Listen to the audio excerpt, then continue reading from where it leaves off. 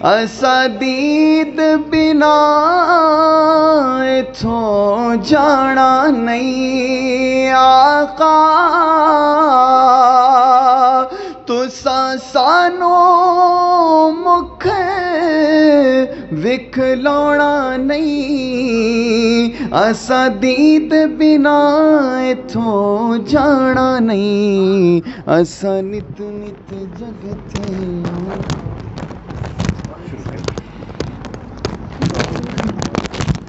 تشریف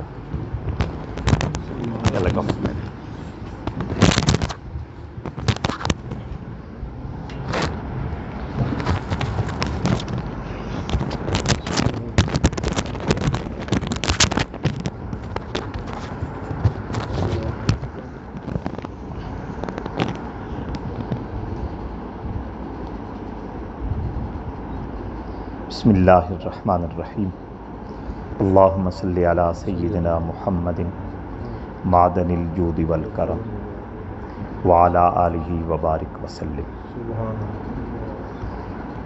اللہ رب العزت کے فضل و احسان سے ایک مرتبہ پھر آپ دوستوں کے ساتھ مل بیٹھنے اور آپ کے ساتھ تکلم کا شرف حاصل ہو رہا ہے۔ ربیع النور کی برکتیں، رحمتیں اور بہاریں عالم اسلام کے لیے ذو فگن ہو چکی ہیں۔ سعادت مند ہیں وہ لوگ جو حضور کی محبت سے اپنے دلوں کو سرشار اور آباد رکھے ہیں۔ نیک بخت ہیں وہ روحیں جو رحمت عالم صلی اللہ تعالی علیہ وآلہ وسلم کی عظمت و تکریم سے اپنی روحوں کو آشنا کیے ہیں، اور نہایت ہی باوقار ہیں وہ زبانیں جن زبانوں پر ادب کے ساتھ، احترام کے ساتھ، وقار کے ساتھ اور سلیقے کے ساتھ اللہ کے حبیب کے تذکرے گونجتے ہیں۔ خوش بخت ہیں وہ کان اور وہ سماعتیں جو اللہ کے حبیب صلی اللہ تعالی علیہ وآلہ وسلم کی شان و توصیف سننے کے لیے وقف ہو چکی ہیں۔ حضرات ذی وقار، حضور علیہ الصلاۃ والسلام کی محبت ایمان نہیں، جان ایمان ہے، اور اس محبت کا بہت بڑا ذریعہ حضور کا ذکر کرنا، حضور کا ذکر سننا، حضور کی تعریف و توصیف کرنا، حضور کی عظمت و تکریم کی بات کرنا۔ کریم رب نے پوری فیاضی کے ساتھ اپنے محبوب کو جس مقام اور شان سے نوازا، اس کا ادراک بھی کرنا، اس سے باخبر بھی ہونا، پھر دل و جان سے اس کو تسلیم کرتے ہوئے اپنی زبانوں کو اس ذکر سے آباد کرنا۔ رحمت عالم صلی اللہ تعالی علیہ وآلہ وسلم نے ایک مرتبہ باقاعدہ ان صحابہ کو طلب فرمایا جن کو رب کریم نے شعر گوئی، شعر کہنے کی صلاحیت سے نواز رکھا تھا، اور آپ صلی اللہ علیہ وآلہ وسلم نے ارشاد فرمایا کہ آج میں दुखी हूं, रंजीदा खातिर हूं, परेशान हूं कि फलां शख्स ने नज़म में, अशार में मेरी तौहीन और मेरी बेअदबी का इर्तिकाब किया है।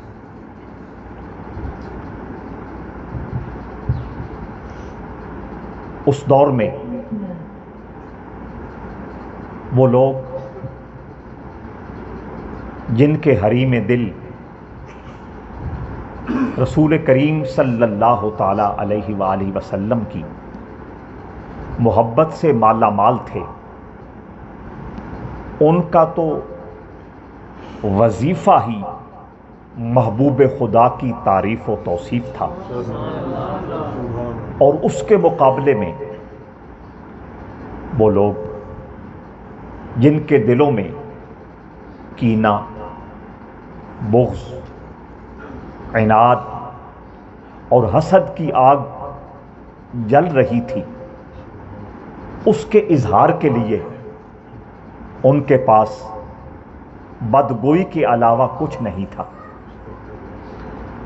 और उस बदगोई में, गलत बयानी में, नाज़ेबा गुफ्तगू में कहाँ से कहाँ तक चले जाते, उस पर खुद कुरानी आयात शाहिद और गवाह हैं। लेकिन हैरत की बात यह है कि रब्बे ज़ुल जलाल ने महबूब करीम सल्लल्लाहु अलैहि वसल्लम को चूंकि सरापा खुल्क बनाया और मरकब अखलाक का शाहसवार बनाया, व इन्नका लअला खुलुकिन अज़ीम का खिताब दिल नवाज अता फरमाया, तो उस मकाम और मनसब की तकरीम के लिए, इस मकाम और मनसब के तहफ़्फ़ुज़ के लिए रब्बे ज़ुल जलाल ने जो एहतियाती तदाबीर इख्तियार की, उनमें से एक ये भी थी कि अपने महबूब को इस बात का पाबंद किया, लोग कुछ भी कहते रहें, जवाबदेही मेरी जिम्मेदारी है। आप खामोश रहेंगे, आप अपनी मुबारक ज़बान से कोई जवाब नहीं देंगे, आप कोई ऐसा लबो लहजा और कोई ऐसा अंदाज़ गुफ्तगू इख्तियार नहीं करेंगे कि कल क़यामत तक व इन्नका लअला खुलुकिन अज़ीम वाला जो मनसब है, उस हवाले से आपकी मुबारक ज़ात पर कोई उंगली उठा सके। आगे जाने से पहले मैं आप नहायत ही बावकार दोस्तों की खिदमत में एक और खूबसूरत तोहफा भी पेश करना चाहता हूँ। ये बात तय है कि मुआशरे में रहते हुए हर बंदा मेरे और आपके साथ मोहब्बत नहीं करता, हर बंदा हमारे साथ ज़रूरी नहीं कि एहतराम और प्यार से पेश आए, ज़रूरी नहीं कि हर शख्स हमारी हर बात से एग्री और इत्तेफाक करे, ज़रूरी नहीं कि हर शख्स हमारी हर बात को हर हाल में मानता चला जाए।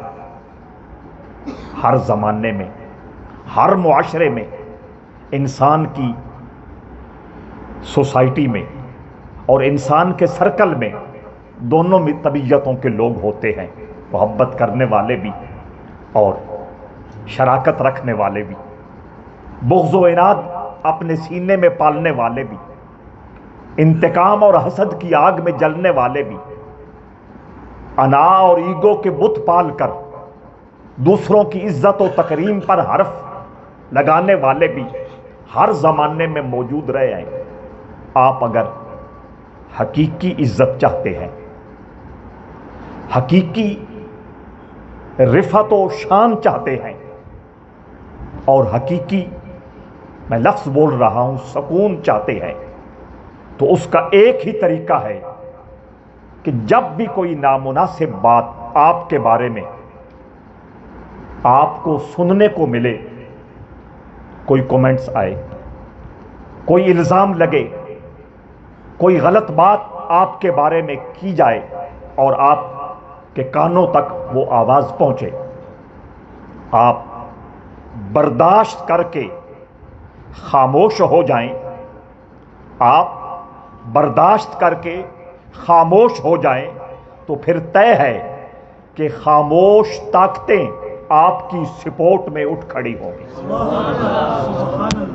آزما کے دیکھیں، یہ میں چیلنج کر کے جا رہا ہوں، آزما کے دیکھیں، برادری ہو، دوست احباب ہوں، سوسائٹی اور معاشرے میں باقی لوگ جن سے آپ کے کچھ نہ کچھ معاملات چلتے ہیں، برداشت کرتے ہوئے خاموشی اختیار کریں، تو پھر آپ کو جوابی کارروائی کے لیے الفاظ، آپ کو جوابی کارروائی کے لیے کسی دنیاوی سپورٹ اور طاقت، آپ کو جوابی کارروائی کے لیے کسی ہتھیار کی ضرورت نہیں۔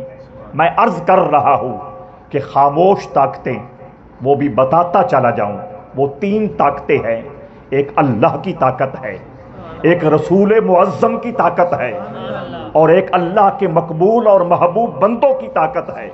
یہ وہ خاموش طاقتیں ہیں جو بولتی نہیں ہیں، جو شور نہیں مچاتی، جو کسی حوالے سے اپنے آپ کو شو کرنے کے لیے آمادہ اور تیار نہیں ہیں، لیکن حقیقت ہے کہ اس کائنات میں حقیقی پاور اور طاقت انہی کے پاس ہے، اور جب آپ خاموش ہو جاتے ہیں تو وہ خاموش طاقتیں ہر لیول پر اور ہر مقام پر آپ کی نصرت اور مدد کے لیے میدان عمل میں موجود ہوتی ہے۔ اور اس کی بنیاد یہی بات ہے جو میں عرض کر رہا ہوں کہ رب ذوالجلال نے محبوب کریم سے فرمایا آپ نے چپ رہنا ہے۔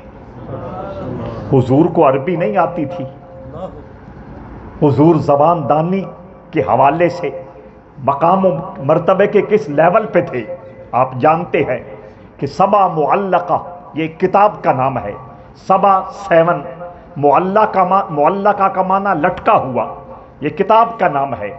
اس میں 7 قصیدے عربوں نے لکھے تھے جو عربی زبان، عربی ادب، عربی بیان، عربی لٹریچر، عربی فصاحت، عربی بلاغت اور عربی علم بدیع میں کے حوالے سے یکتا تھے۔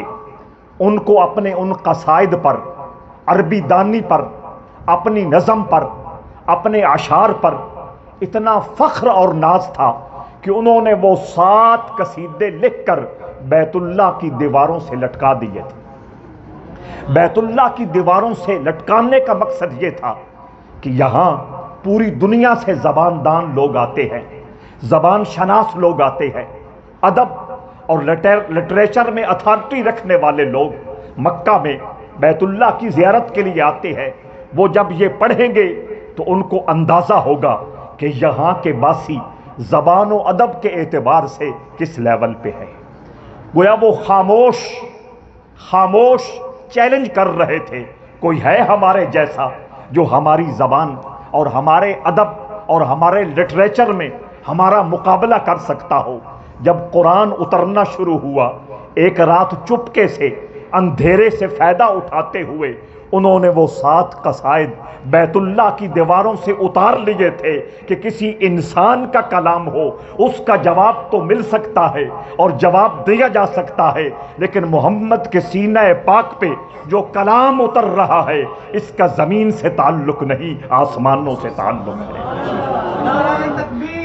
حضرات ذی وقار، ہمارا یہ معمول نہیں، آپ توجہ اور آپ کی محبت کی ضرورت ہے۔ حضرات ذی وقار، تو عرض یہ کر رہا تھا حضور سے زیادہ علم و ادب کا امام کون ہے اور علم و ادب کو جاننے والا کون ہے؟ حضور جس لیول پہ جا کر ان کی بات کا جواب دینا چاہیں دے سکتے تھے، اور وہ بات لاجواب ہوتی، قیامت تک اس کا جواب کوئی نہیں دے سکتا تھا، لیکن چونکہ حضور کا منصب اور حضور کا مقام اخلاق ہے، اور وہی اخلاق حضور مجھے بھی عطا کرنا چاہتے ہیں، آپ کو بھی عطا کرنا چاہتے ہیں۔ اور سن لیں، میں نے کتنی مرتبہ آپ کو حضور کا یہ جملہ عرض کیا ہے، میرے آقا فرماتے ہیں انما بعثت لاتمم مکارم الاخلاق، اللہ نے مجھے بھیجا ہی اس لیے ہے کہ میں تمہارے اخلاق کو سنوار دوں۔ تم میرا نام لیتے ہو، تم مجھ سے محبت کرتے ہو، غلامی رسول میں موت بھی قبول ہو، اس جذبے سے سرشار اپنے دل رکھتے ہو، اپنا سب کچھ مجھ پہ لٹانے کے لیے ہمہ وقت تیار اور آمادہ رہتے ہو، اور میرے اخلاق میں سے ایک ایگو اور انا کی قربانی نہیں دے سکتے۔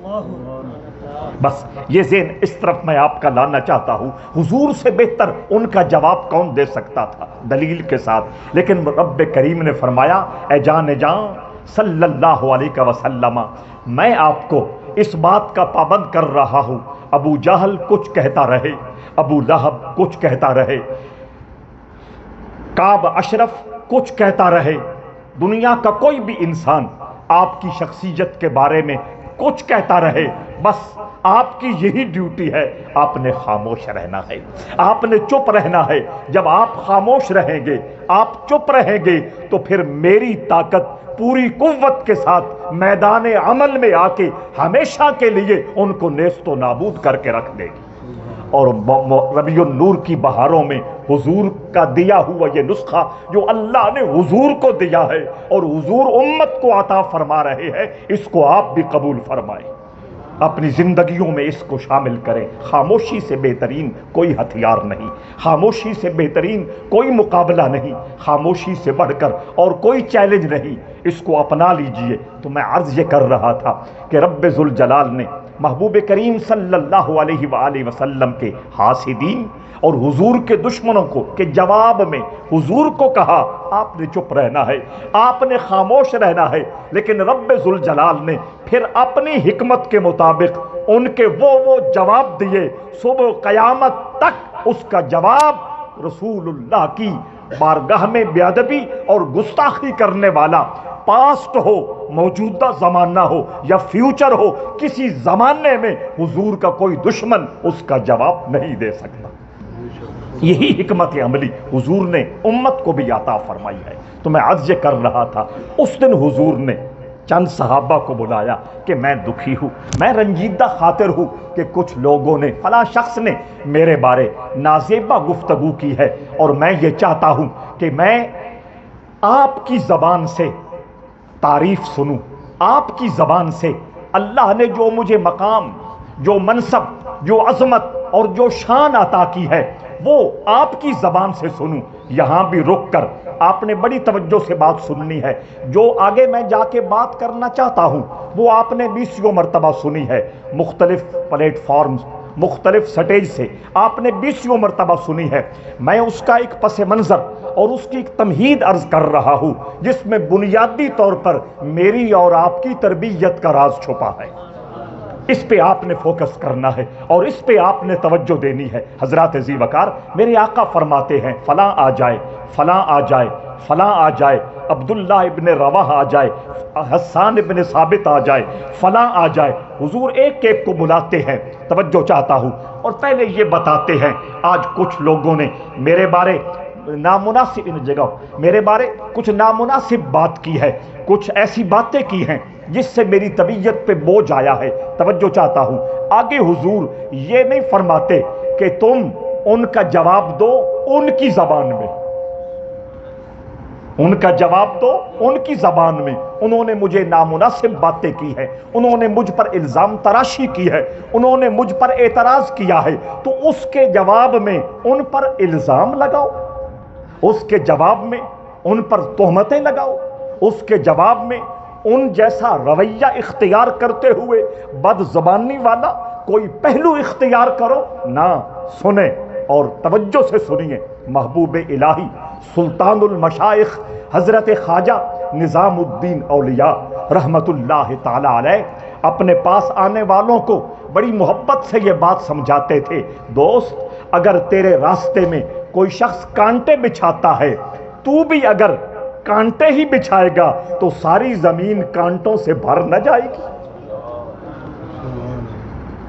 آپ اس سے متفق ہیں اس بات سے؟ کوئی آپ کے راستے میں کانٹے بچھا رہا ہے اور آپ بھی کانٹے ہی اکٹھے کرنا شروع کر دیں اور اس زمین کو کانٹوں سے آباد کرنا شروع کر دیں، پھر تو ساری گلی، ساری سٹریٹ اور سارا راستہ کانٹوں سے بھر جائے گا۔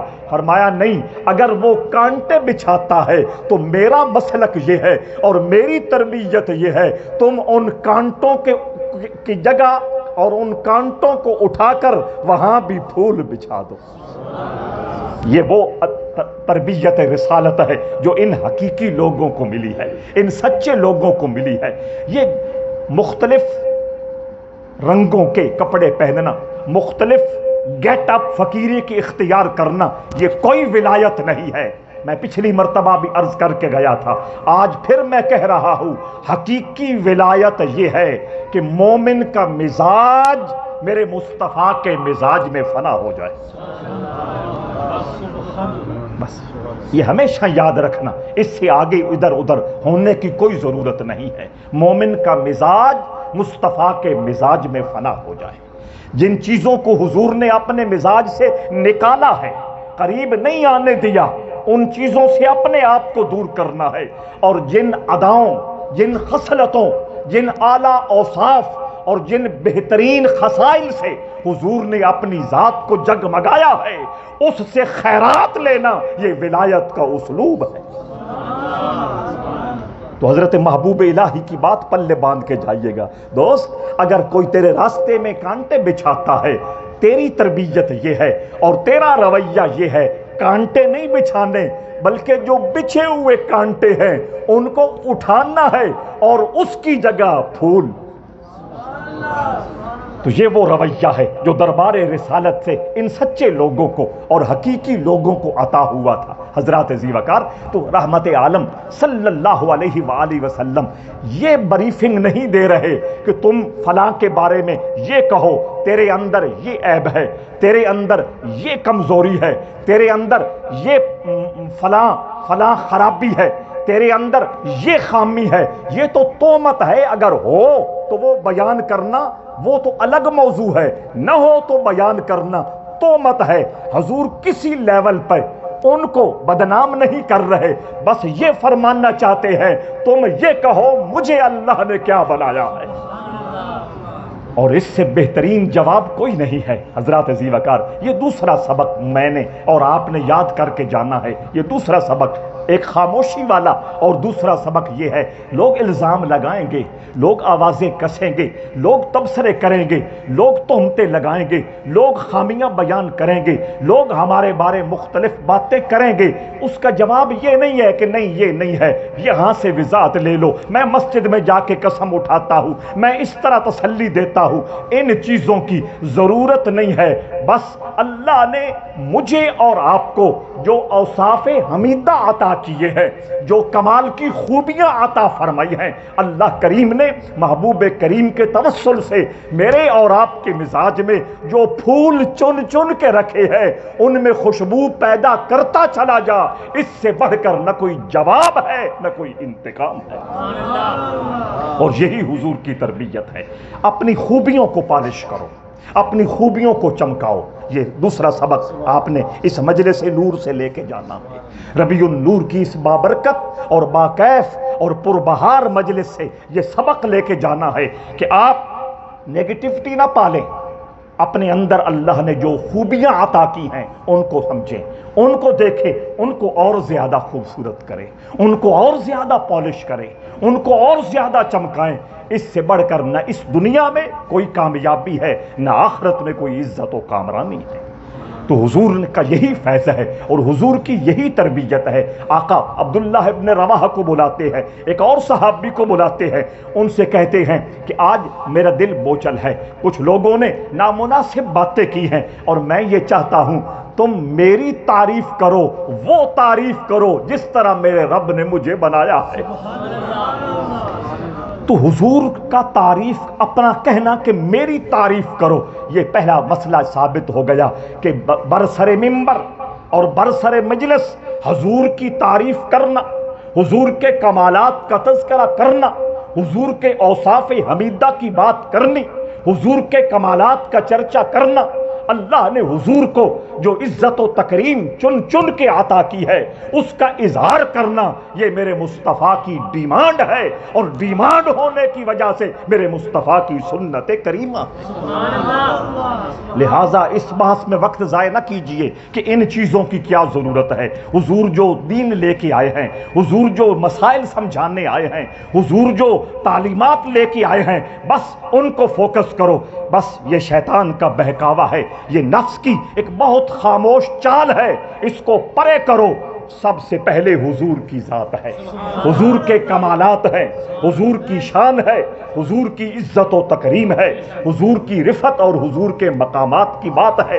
تو حضرات ذی وقار آقا فرماتے ہیں میں کیا ہوں، اللہ نے مجھے کیسا بنایا ہے، سامنے بٹھا کر میں تم سے یہ بات سننا چاہتا ہوں۔ صحابی نے حضور کی تعریف کی، حضور علیہ الصلوۃ والسلام نے تعریف سنی، حضور خوش ہوئے، لیکن کوئی زیادہ پذیرائی عطا نہیں فرمائی، کوئی بہت بڑا انعام عطا نہیں فرمایا۔ فرمایا اب عبداللہ ابن رواحہ کو بلاؤ۔ اس میں کئی حکمتیں تھیں، اس میں کئی حکمتیں تھیں، ایک بندے سے بھی کام چلایا جا سکتا تھا، لیکن رحمت عالم صلی اللہ تعالی علیہ وآلہ وسلم آج اس نوری مجلس میں یہ چاہتے تھے کہ زیادہ سے زیادہ میرے ان مقامات کا تذکرہ برسر منبر ہو جائے جو میرے رب نے مجھے عطا کر رکھا ہے۔ اور جب حضور علیہ الصلوۃ والسلام نے اس پہلے صحابی سے، شاعر سے اپنی تعریف سنی، حضور خاموش ہو گئے، مسکرا دیے، لیکن زیادہ کوئی حوصلہ افزائی نہیں کی، زیادہ تحسین نہیں فرمائی، زیادہ تھپکی نہیں دی۔ اس میں بھی ایک حکمت موجود ہے اور اس میں بھی ایک راز موجود ہے۔ حضور علیہ الصلوۃ والسلام جس معیار کی اپنی تعریف سننا چاہتے ہیں، ابھی تک حضور کے کان اس سے آشنا نہیں ہوئے، لیکن حضور ڈسہارٹ کرنے والے، حضور لوگوں کے حوصلے بلند کرنے والے ہیں۔ یہ حضور کی خاص شان کریمی ہے، یہ حضور کا اللہ کے دربار سے دیا ہوا ایک خاص مقام ہے کہ حضور سے بڑھ کر اس امت میں مسکینوں، غریبوں، ناداروں اور غلاموں کی لج پالی، بندہ نوازی اور حوصلہ افزائی کرنے والا کسی ماں نے جنا ہی نہیں ہے۔ تو حضور خاموش ہو گئے، بات آگے کچھ نہیں کی، اس کے لیے تو یہی کافی تھا کہ یار نے بلا لیا ہے۔ ان کے لیے یہی سعادت تھی کہ حضور نے سامنے بٹھا کے اپنی زبان سے حضور کی تعریف سن لی ہے۔ حضور خاموش ہو گئے، فرمایا عبداللہ ابن رواحہ کو بلاؤ۔ عبداللہ ابن رواحہ اس بزم نعت کا سینئر ممبر تھا، وہ جونیئر ہوں گے، یہ ذرا سینئر ہوں گے، وہ سینئر ممبر تھے، ان کو بلا لیا گیا۔ ان کے سامنے حضور نے اپنا معاملہ پیش کیا، انہوں نے حضور کی بارگاہ میں حضور کی تعریف کی، جو اللہ نے شان نے بیان کی تھی، جو مقام دیے تھے، جو مرتبے عطا کیے تھے، حد سے بڑھنے والے وہ نہیں تھے۔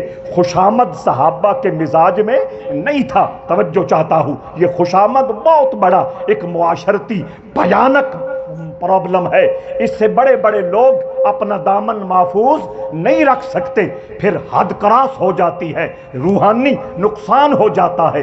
سن لیں اور کان کھول کے سن لیں، میرے مصطفیٰ کریم نے فرمایا تیرے سامنے، تیرے منہ پر اگر کوئی تیری تعریف کر رہا ہو اور حد سے بڑھ رہا ہو، زمین سے مٹی اٹھا کر اس کے منہ میں ڈالے۔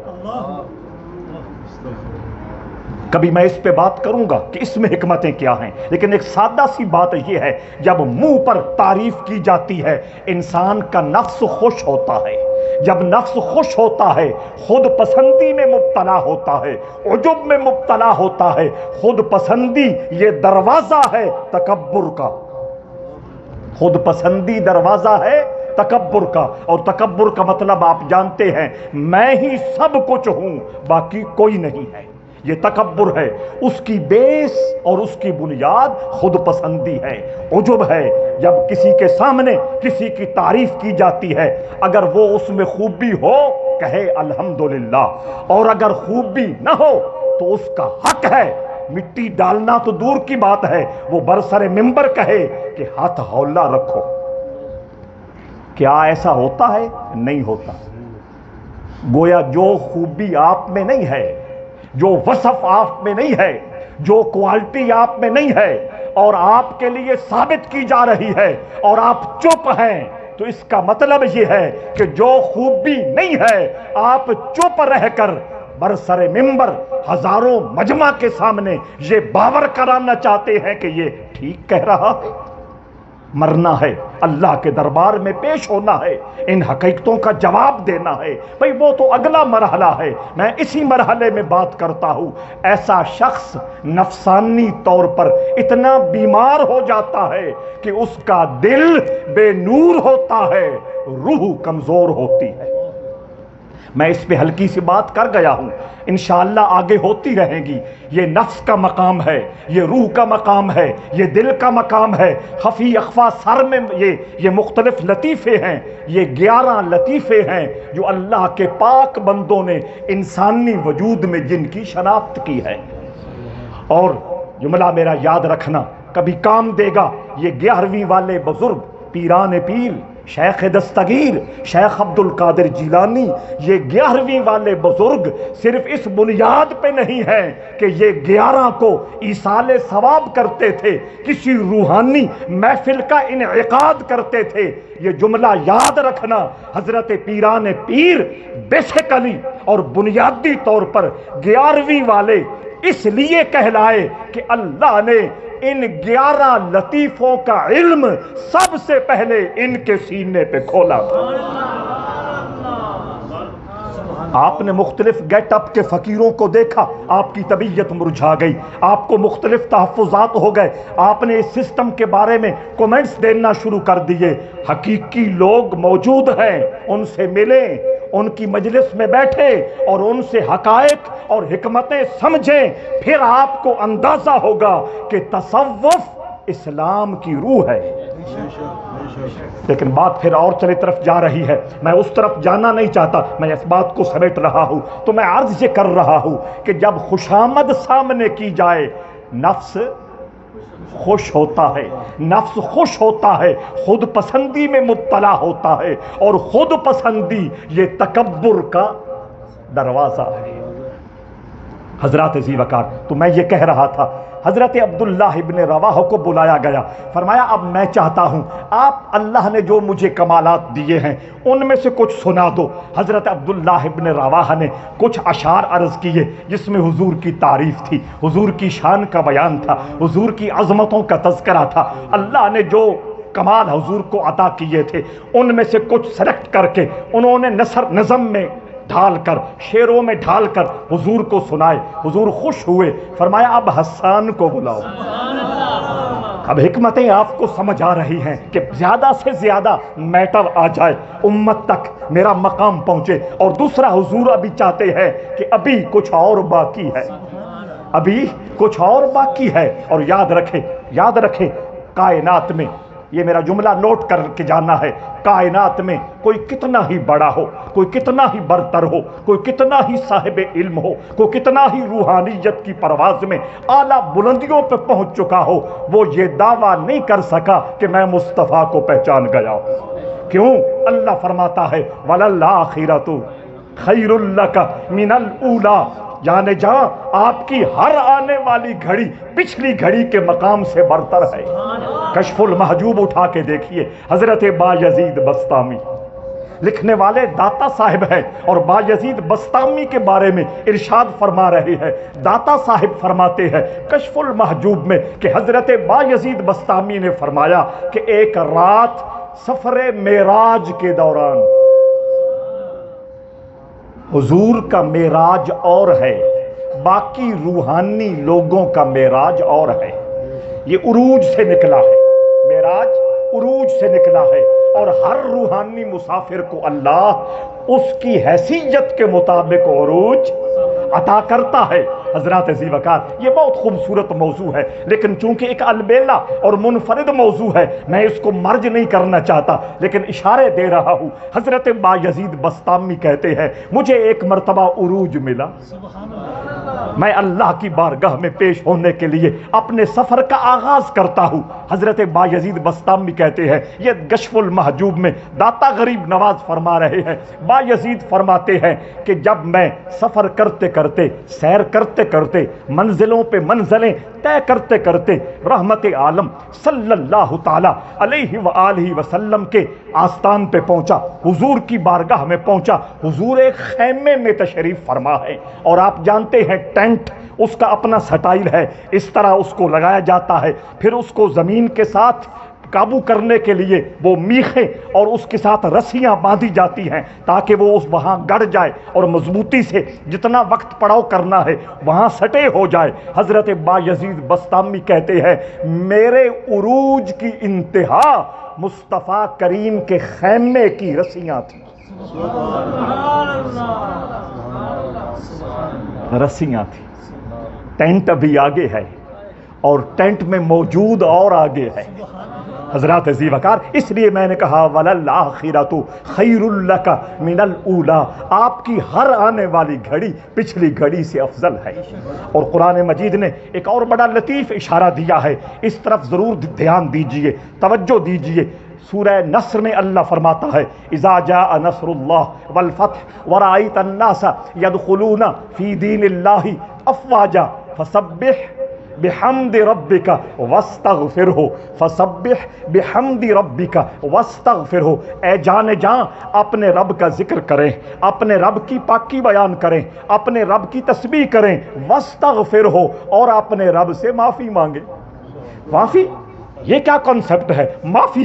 ادھر اللہ قرآن میں فرما رہا ہے، انا فتحنا لک فتحا مبینا لیغفر لک اللہ ما تقدم من ذنبک وما تأخر. اے جان جاں آپ کس منصب پہ ہیں کہ آپ نے کچھ چھوٹے چھوٹے کام جو عادت و اطوار کے اعتبار سے آپ کو سوٹ نہیں کرتے تھے، لیکن امت کو سمجھانے کے لیے، امت کو سبق دینے کے لیے اور ان کو جائز ثابت کرنے کے لیے آپ نے امت کے سامنے کیے. اللہ فرماتا ہے میں نے ان کو بھی ڈیلیٹ فرما دیا ہے، ان کو بھی معاف کر دیا ہے. پھر اس ہستی سے کہنا واستغفرہ، بخشش مانگو، مغفرت طلب کرو، اللہ سے معافی مانگو. تمام مفسرین نے متفق ہو کر یہاں جو جملہ سپرد قلم کیا ہے آپ کی سماعتوں تک پہنچ رہا ہے. مفسرین فرماتے ہیں اس کا مطلب یہ ہے کہ رحمت عالم صلی اللہ علیہ وآلہ وسلم اللہ کے دربار میں ایک مقام پہ فائز ہوتے ہیں، ایک مقام پہ جلوہ گر ہوتے ہیں. کچھ لمحے کے بعد، کچھ وقت کے بعد، کچھ دنوں کے بعد آپ اگلے مقام پہ جاتے ہیں. جب اگلے مقام پہ جاتے ہیں تو نچلے مقام کی اس مقام کے مقابلے میں جو کم حیثیتی ہے اس کا ملاحظہ کرتے ہوئے رب سے معافی مانگتے ہیں کہ میں وہاں کیوں رکا رہا، مجھے تو یہاں آنا چاہیے تھا، مجھے تو یہاں آنا چاہیے تھا. تو ہر لحظہ، ہر لمحہ، ہر گھڑی جس کا مقام عروج کی طرف جا رہا ہے، بلندیوں کی طرف جا رہا ہے، اس کا مقام جانے تو کون جانے. صدیق اکبر سے بڑھ کے حضور کا کوئی آشنا ہے؟ حضور کا محرم راز ہے؟ میرے کریم نبی نے جملہ بول دیا، یا ابا بکر لم یعرفنی حقیقتا غیر ربی. اے ابو بکر میری حقیقت کو میرے رب کے علاوہ کوئی نہیں پہچانتا. تو عبداللہ ابن رواح نے پھر اپنی لیاقت کے مطابق، اپنی صلاحیت کے مطابق بات کرنی تھی، کر دی. حضور نے کہا ٹھیک ہے، اب حسان ابن ثابت کو بلاؤ. توجہ چاہتا ہوں، حسان ابن ثابت آ گئے. اس زمانے میں جو بزم نعت تھی اس کا جو سب سے موسٹ سینئر نعت خان تھا وہ حسان ابن ثابت تھا. حضرات عزیز وقار، آج بھی وہ مجلسیں موجود ہیں، آج بھی وہ محافل موجود ہیں. الحمدللہ دیکھنے والے دیکھتے ہیں، پہنچنے والے پہنچتے ہیں، اور اپنی اپنی قابلیت و حیثیت کے مطابق اپنا دامن مراد پھیلا کر اللہ کے رسول سے خیرات لیتے ہیں اور لے رہے ہیں. وہاں حسان ابن ثابت بھی ہیں. وہاں صدیق منشاوی بھی ہے، مصر کا قاری۔ حضرات ذی وقار، بڑی توجہ چاہتا ہوں، بات کہاں سے کہاں جا رہی، بھرپور توجہ کا طلبگار ہوں۔ وہ مجلس رسالت موجود ہے، اور اس مجلس رسالت میں حضور کی نوکری دینے والے اس زمانے کے، گزرے زمانے کے، موجودہ زمانے کے حضور کے لاکھوں عاشق دامن مراد پھیلا کر حضور سے خیرات وصول کیے جا رہے ہیں۔ یہ حسان ابن ثابت رضی اللہ تعالیٰ عنہ سب سے سینئر ہیں، ان کو بلا لیا گیا۔ میرا یہ ایشو ہے، اس پہ میں چاہتا ہوں تو میری کوئی تعریف کر، میری کوئی ثنا کر، میرا کوئی وصف بیان کر۔ مشہور شعر ہیں، میں اس سے اپنے حساب سے کچھ موتی آپ کے سامنے رکھنا چاہتا ہوں۔ شاید مصرے 4 ہیں، 2 پہ بات ہو سکے یا زیادہ سے زیادہ 3 پہ بات ہو سکے، آخری پہ ہم بات نہیں کر سکیں گے، لمبی ہو جائے گی۔ اشارہ کر رہا ہوں، حسان ابن ثابت کو جب موقع ملا اور حضور کی طرف سے اجازت ملی، گویا ان کے جو دل کے ارمان تھے وہ کھل اٹھے۔ وہ کب سے اس لمحے کے منتظر ہوں گے، کب سے وہ چاہ رہے ہوں گے کہ موقع مل جائے، مجھے وہ ایک چانس مل جائے، دربار رسالت ہو، رخ مصطفیٰ کی پورا آب و تاب کے ساتھ چمک موجود ہو، اور حضور کی ڈیمانڈ ہو، حضور کی چاہت ہو، اور میں حضور کے گن گاؤں، میں حضور کی تعریف کروں، میں حضور کی توصیف کروں۔ حضرات ذی وقار، مشہور شعر آپ علماء سے سنتے رہتے ہیں، وہ بھی حسان ابن ثابت کا ہے، جو میرے موقف کی دلیل ہے کہ حسان کے دل میں ارمان کا ایک کتنا سمندر موجود تھا۔ حسان ابن ثابت نے ایک دوسرے موقع پہ کہا تھا، ما ان مدحت محمدم بمقالتی، ما ان مدحت محمدم بمقالتی، ما ان مدحت محمدم بمقالتی ولکن مدحت مقالتی بمحمدی۔ میں اپنے الفاظ، اپنے شعر و بیان کے ذریعے حضور کی تعریف نہیں کرتا، میں خود پسندی میں مبتلا، سمجھ آ گئی ہے، میں خود پسندی میں مبتلا۔ میں اچھا پڑھ لوں، اچھا بول لوں تو میں زمین پہ ٹکتا ہی نہیں ہوں۔ مختلف قسم کے گیٹ اپ پہنچ کے کہاں اختیار کر کے کہاں کہاں پہنچ جاتا ہوں، اندر وہ خود پسندی، اندر وہ کیڑا تنگ کرتا ہے، اور مجھے کیا سے کیا بنانے پہ آپ نے ناراض نہیں ہونا۔ میں حقیقت عرض کرتا ہوں، اور دل کی تکلیف کی وجہ سے حقیقت عرض کرتا ہوں، تاکہ سمجھدار دوست، سنجیدہ دوست ان حکمتوں سے جان واقف ہو جائیں، اور ان حقیقتوں سے باخبر ہو جائیں، اور اپنی زندگی کو ہر قسم کی نمائش، اپنی زندگی کو ہر قسم کے دکھلاوے، اپنی زندگی کو ہر قسم کی تشہیر، اپنی زندگی کو ہر قسم کے ڈرامے سے نکال کر، ہر قسم سے روپ بندی سے نکال کر حقیقت کا لباس پہن لیں۔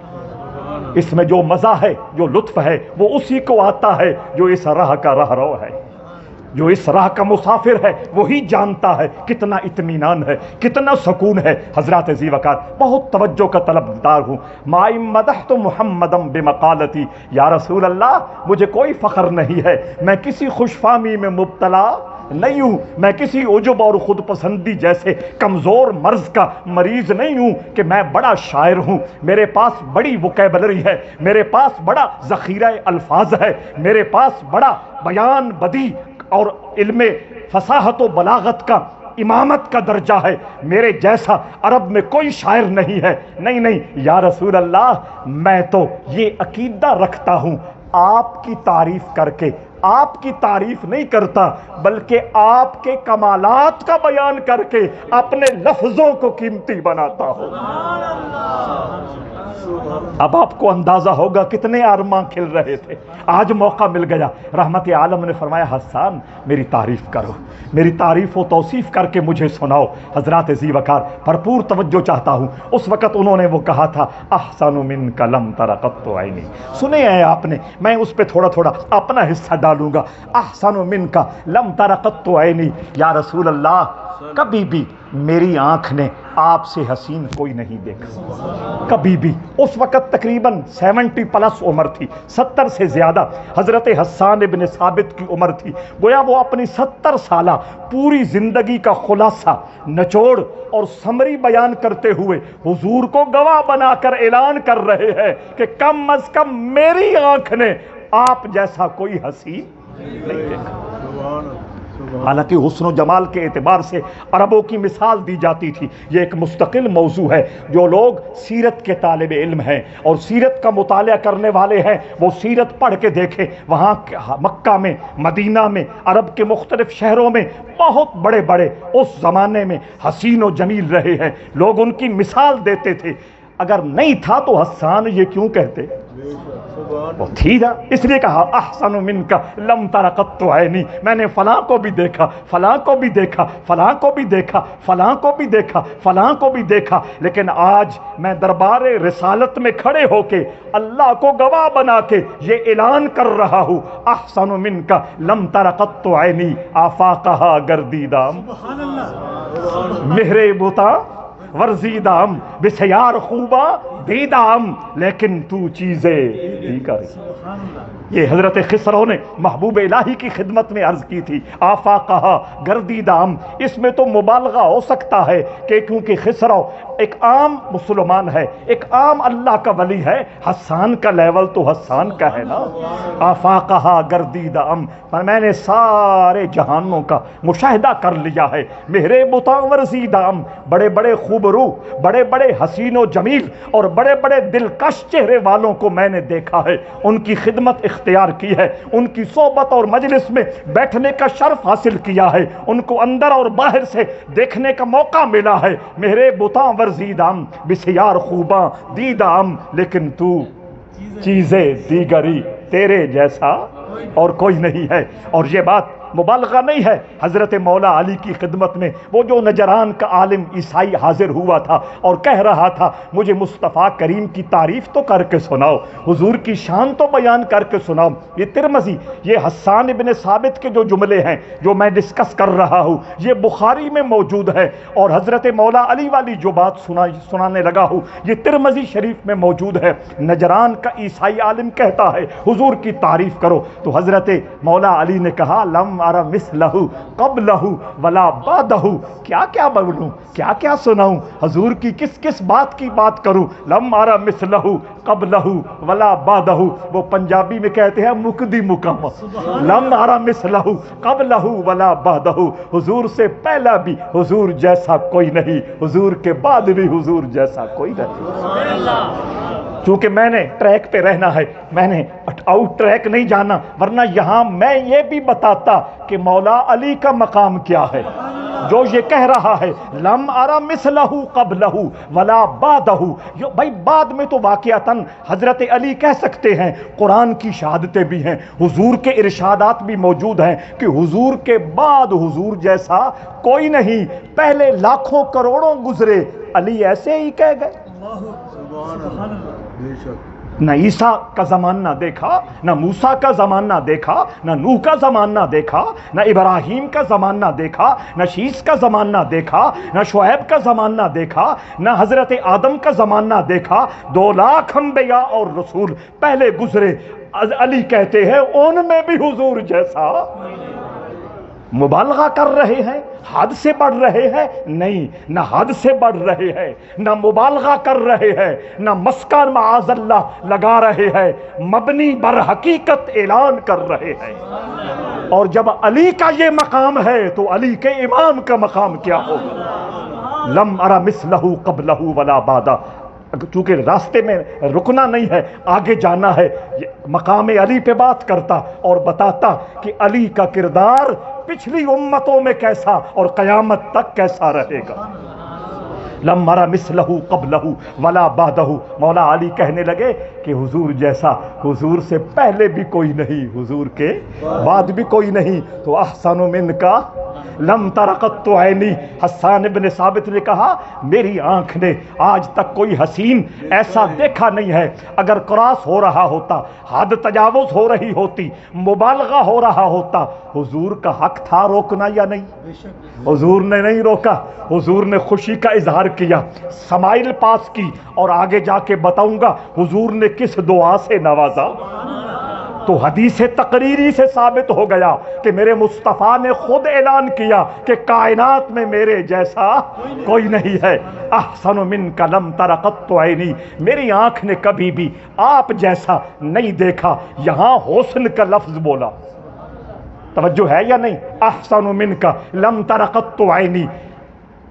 ویسے تو ایک ایک لفظ پہ جھونپڑی لگانی چاہیے، حق تو یہ بنتا ہے، لیکن بات کو سمیٹنا ہے. احسن منک لم تر قط عینی. قطو یہ کیا ہے؟ یہ ایک مستقل عنوان ہے، مختلف مستقل موضوع ہے. اس پہ بات کرنے میں بڑا مزہ آتا ہے، لیکن میں نے بات کو سمیٹنا ہے. میری آنکھ نے کبھی بھی آپ جیسا حسین نہیں دیکھا. اجمل منک لم تلد النساء. جب حضور کے سامنے کہا میری آنکھ نے کبھی بھی آپ جیسا کوئی نہیں دیکھا، حضور نے ناراضگی نہیں فرمائی، حضور نے یہ نہیں فرمایا حد کراس کر رہے ہو، مبالغہ کر رہے ہو. الٹا حضور نے سمائل پاس کی. اب حضرت حسان نے دل کی بات کہہ دی. اجمل منک لم تلد النساء. یا رسول اللہ، یا رسول اللہ، یا رسول اللہ، میں صرف اپنی بات نہیں کر رہا، میں تو یہ اعلان کرنا چاہتا ہوں بھری کائنات میں حضرت مریم سے لے کر آخر تک اور مریم سے لے کر قیامت تک کوئی ماں ایسی آئی ہی نہیں ہے جس نے مصطفیٰ جیسا لال پیدا کیا. اجمل منک لم تلد النساء. وہاں حسن ہے، یہاں جمال ہے. احسن منک لم تر قط عینی واجمل منک لم تلد النساء. اس طرف عام طور پہ توجہ نہیں دی جاتی. یہ اشعار چل چلاؤ میں لوگ پڑھا دیتے ہیں اور مختلف ضمناً ان چیزوں کو ڈسکس کرتے ہیں، اس لیے پھر تفصیلات میں لوگ نہیں جاتے، ورنہ یہ خود موضوعات ہیں. پہلے مصرے میں کہا حسن، دوسرے مصرے میں کہا جمال. آخر کوئی حکمت تو ہے نا، کوئی بات تو ہے نا کہ الگ الگ لفظ چن رہے ہیں. حسن بھی کہہ رہے ہیں، جمال بھی کہہ رہے ہیں. بات بہت لمبی جا سکتی ہے، لیکن صرف اشارہ دینا ہے. حضرت حسان ابن ثابت بڑی لطافت کے ساتھ کہہ گئے جو خوبصورتی آنکھوں میں آتی ہے اس کو حسن کہتے ہیں، جو نہیں آتی اس کو جمال کہتے ہیں. اس پہ میں دلیل دوں گا، ایسے نہیں گزروں گا. توجہ چاہتا ہوں، بہت شارٹ میں کہہ رہا ہوں، بہت ہی مختصر کہہ رہا ہوں. اشارہ کر گئے کہ جو آنکھ میں حسن آ جائے، خوبصورتی آ جائے، اسے حسن کہتے ہیں. اور جو حساس سے، آنکھ سے، کان سے، ذائقے سے، چھونے سے، سارے حساس سے جو ماورا خوبصورتی ہو اس کو جمال کہتے ہیں. میں اس پہ ایک چھوٹی سی دلیل دوں گا. میرے آقا تشریف فرما ہے اور فرما رہے ہیں بڑائی نہ کرنا، تکبر نہ کرنا، غرور نہ کرنا، آکڑ خان نہ بننا، اپنے آپ کو سب کچھ سمجھتے ہوئے دوسروں کو حقیر سمجھنا، یہ میرے مصطفیٰ کے، میرے غلام کا شیوا نہیں ہونا چاہیے. یہ حضور واز کر رہے ہیں، نصیحت فرما رہے ہیں، تربیت فرما رہے ہیں. مجھے بڑا افسوس لگتا ہے کہ آج یہ موضوع جو حقیقی موضوع ہے، نہ یہ منبر کی زینت ہے نہ خانقاہ کی. ایسا ہے یا نہیں؟ ناراض تو نہیں ہو رہے؟ حقیقی موضوع یہ ہے اندر سے انسان بدلے. یہ منبر کی بھی ضرورت ہے، یہ خانقاہ کی بھی ضرورت ہے، دربار کی بھی ضرورت ہے، آستانے کی بھی ضرورت ہے. معاف کرنا، منبر نشین بھی نہیں کرتا، خانقاہ نشین بھی نہیں کرتا. اس لیے نہیں کرتا کہ جن کو اس نے کچھ عرض کرنا ہے ان سے اس نے اپنی ضروریات وابستہ کر رکھی ہے. وہ کرے تو کیسے کرے؟ وہ تکلیف دہ باتیں ہیں، یہ دل کو جھنجھوڑنے والی باتیں ہیں، یہ اندر کو ہلانے والی باتیں ہیں. لیکن مصطفیٰ کریم سبحان اللہ، چونکہ ہر وقت یہ پیش نظر ہے، انما بعثت لاتمم مکارم الاخلاق، مجھے بھیجا ہی اس لیے کیا گیا ہے، اسی لیے مبعوث کیا گیا ہے تمہارا من خوبصورت بنا دوں. تو جہاں جہاں وہ کوئی خامی دیکھتے، کمزوری دیکھتے، ایک لمحے سے پہلے اس کا علاج فرماتے. کبھی زبان سے کرتے، کبھی صحبت کی تاثیر سے کرتے، کبھی نظر کے کمال سے کرتے، کبھی ہمت باطنی سے کرتے. اللہ نے ان کو ہر قسم کا ہتھیار عطا کر رکھا. وَلَقَدْ أَرْسَلْنَا رُسُلَنَا مُوسَىٰ بِالْبَيِّنَاتِ، اللہ فرماتا ہے ہم نے موسیٰ کو انگنت ہتھیار عطا فرمایا ہے. اگر موسیٰ اتنے ہتھیار رکھنے والا ہے تو جو موسیٰ کا موسیٰ ہے. حضرات عزیز وقار، توجہ چاہتا ہوں، حضور کہہ رہے ہیں تکبر نہ کرنا، غرور نہ کرنا، اپنے آپ کو مٹا کے رکھنا، عاجزی اختیار کرنا، کچھ نہ سمجھو اپنے آپ کو، پھر دیکھنا اللہ کتنے انعام سے نوازتا ہے. یہ حضور باتیں کر رہے تھے، مجلس میں بیٹھا ایک شخص جو خوشحال تھا، ویل سیٹڈ تھا، بہترین کپڑے پہنتا تھا، پیسہ بھی تھا اور اس کو استعمال کرنا بھی جانتا تھا تو وہ اچھے کپڑے پہنتا، برانڈ کے کپڑے پہنتا، برانڈ کے جوتے پہنتا، مہنگے مہنگے کپڑے اور جوتے استعمال کرتا۔ اس کے من میں خیال آیا کہیں میں تکبر میں تو مبتلا نہیں ہوں، میں کہیں غرور، فخر اور آکڑ کے جراثیم سے اپنی روح کو آلودہ تو نہیں کیے ہوا ہوں۔ جھٹ عرض کر دی یا رسول اللہ اچھے سونے قیمتی کپڑے پہننا، اچھا اور قیمتی جوتا پہننا کہیں یہ تکبر کے سرکل میں تو نہیں آتا؟ حضور نے کہا اللہ جمیل یحب الجمال، اللہ جمیل یحب الجمال۔ یہاں حضور نے، خود حضور نے اللہ کے لیے جس خوبصورتی اور جس حسن کا بیان کیا ہے وہ لفظ جمال سے کیا۔ سمجھ آ گئی؟ احسن منک لم ترى قط عینی واجمل منک لم تلد النساء۔ یا رسول اللہ توجہ، بہت توجہ، میری آنکھ نے تو آپ جیسا حسین کوئی نہیں دیکھا۔ حسان اگلے جملے میں کمال کی بات کہہ گئے اور کمال لطیفہ ارشاد فرما گئے، کہنے لگے یا رسول اللہ ایک تو حسن یہ ہوتا ہے جو آنکھوں سے نظر آئے، حواس سے سمجھ آئے، آپ تو وہ باکمال ہستی ہیں جہاں سارے ادراکات، ساری معلومات اور ٹوٹل انفارمیشن کی انتہا ہوتی ہے، وہاں سے آپ کے حسن کی ابتدا ہوتی ہے۔ احسن منک لم تر قط عینی واجمل منک لم تلد النساء۔ وہ کچھ اندر سے بھی دیکھنے والے ہوتے ہیں، وہ دیکھتے ہیں کہ اللہ نے کتنا خوبرو بنایا ہے، کتنا حسین بنایا ہے۔ یہی حسان ابن ثابت کا جملہ نوٹ کر لیجئے، یہی حسان ابن ثابت کہتے ہیں کہ رب ذوالجلال نے میرے مصطفیٰ کریم کے حسن پر 99 پردے لٹکائے ہوئے تھے، اگر ان میں سے ایک پردہ بھی سرک جاتا یہ امت، یہ مخلوق حضور کا دیدار کرنے کی اہلیت نہ رکھتی۔ احسن منک لم تر قط عینی واجمل منک لم تلد النساء خلقت مبرأ من کل عیب۔ بس اسی پہ بات ختم کر دوں گا۔ خلقت مبرأ من کل عیب جب سنا نا، جب سنایا حضور کو اور حضور نے مسکرا کے بتایا ہاں ہاں تو ٹھیک کہہ رہا ہے، میرے جیسا کوئی نہیں ہے اس بھری کائنات میں۔ پچھلی امتیں گزری، یہ موجودہ زمانہ ہے، قیامت تک آنے والا زمانہ ہے، میرے جیسا نہ کوئی ہے نہ کوئی ہوگا۔ یہ حضور نے جب پاس کر دی، یہ بات طے فرما دی، اس کے بعد کہا خلقت مبرأ من کل عیب۔ یا رسول اللہ صلی اللہ علیہ وسلم کچھ حسن وہ ہیں، کچھ خوبصورتیاں وہ ہیں جو آنکھوں سے دیکھی جاتی ہیں، کچھ خوبصورتیاں وہ ہیں جو باقی حواس سے ملاحظہ کی جاتی ہیں، کچھ خوبصورتیاں وہ ہیں جو دل سے، کچھ لوگ دل والے ان کا مشاہدہ کرتے ہیں، ان کی تو بات ہو گئی۔ اب اگلی خلقت مبرأ من کل عیب، انسانی وجود میں جس کو خامی، انسانی وجود میں جس کام کو عیب اور انسانی وجود میں جس چیز کو نقص کہا جاتا ہے، اللہ نے وہ سب کے سب آپ کے وجود سے دور کر دیے ہیں۔ اس میں علم بلاغت والے ایک نقطہ بیان کرتے ہیں، وہ عرض کر دوں تاکہ بات محقق اور مستند اور مؤکد ہو جائے۔ علم بلاغت والے فرماتے ہیں من کل عیب، یہ کل ویسے بھی ٹوٹل کے لیے ہوتا ہے، کل ویسے بھی ٹوٹل کے لیے ہوتا ہے۔ آپ کرتے ہیں نا حساب کر کے، بعض اوقات نیچے لکھتے ہیں ٹوٹل اور بعض لکھتے ہیں کل، یعنی کل رقم، ایسا ہی ہے نا، کل ہے ہی ٹوٹل کے لیے، جب ہے ہی ٹوٹل کے لیے پھر بات ختم ہونی چاہیے۔ لیکن علم بلاغت کا، علم بیان کا اور علم بدیع کا یہ اصول ہے کہ کل لفظ جب اکیلا استعمال ہو ہے ٹوٹل کے لیے، لیکن جب کل لفظ کسی اور لفظ کی طرف منسوب ہو جائے، کسی اور لفظ کی طرف منسوب ہو جائے۔ سادہ سا